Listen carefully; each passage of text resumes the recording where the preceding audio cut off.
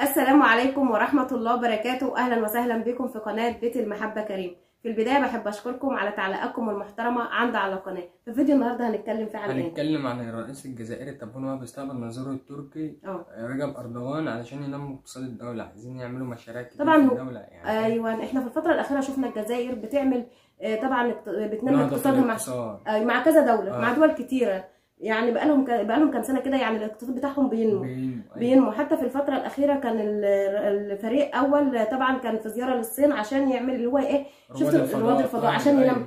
حتى برضو كان في هناك 5 سافروا من رواد الفضاء، منهم ثلاثة راحوا روسيا وبتدربهم، وفي 2 في الصين. يعني دي طبعا انجاز للجزائر. دي انجاز وحاجه كويسه للجزائر. وطبعا والرئيس التركي سعيد طبعا بالعوده الى الجزائر، ومعجب بتنوع الاقتصاد الجزائري تحت قياده الرئيس تبون. وطبعا دي حاجه مصلحه للبلد، وطبعا لما مصلحه للوطن العربي كله، يعني هيزيد من الفخر بتاع الوطن العربي. ايوه، ما هي لا. اما يكون الدول العربيه كلها الاقتصاد بتاعها بينمو، احنا كده لما يكون احنا كدول عربيه سواء بقى مصر جزائر كلنا، لما اقتصادنا ينمو ما نحتاجش ان احنا نروح فين، نستورد من بره. أيوة. لما اقتصادنا يبقى كويس طبعا دي حاجه كويسه للجزائر. وديت الفتره اللي انت ما تعرفوش، ما اعرفش انت تعرفه ولا لا، ان الجزائر مش مديونه زي مصر. يعني ما بيروحوش يجيبوا يستلفوا من القرض. والله مش مديونه، ما هيش بتاخد من القرض من اللي هو البنك الدولي اللي بيستلفوا قروض زي مصر وزي الدول كتيره يعني. طب دي في حد ذاتها برضه حاجه كويسه للبلد، حاجه مشرفه للبلد. يعني اي حاجه اقتصاد في البلد يعملوه هيعم عليهم هم.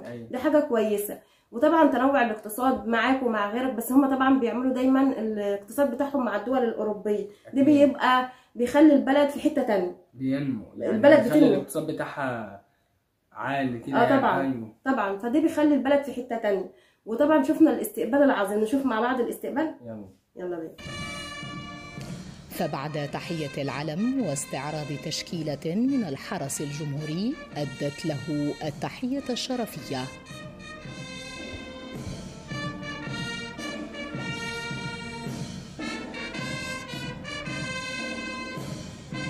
طبعا بتبقى تحية عسكرية.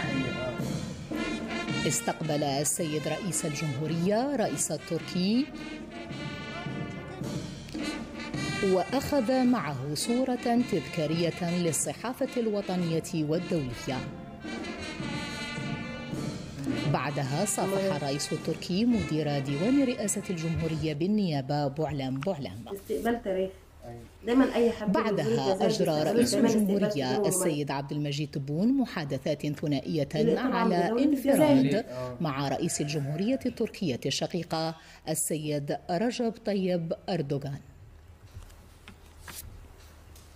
طبعا شفنا مع بعض الاستقبال الجميل للرئيس التركي. طبعا دي بتبقى حاجه كويسه لدوله مشرفه زي دوله الجزائر. وكده طبعا الاقتصاد بتاع الدوله بيبقى كويس، اللي هو زي ما احنا شفنا الرئيس التركي مبسوط وبتنوع الاقتصاد في الجزائر، ومبسوط اللي هو رجع تاني يشتغل مع الجزائر. وكده يا جماعه يكون الفيديو بتاعنا خلص، ويا رب لو الفيديو عجبكم تدعموا القناه بلايك وباشتراك. والسلام عليكم ورحمه الله وبركاته.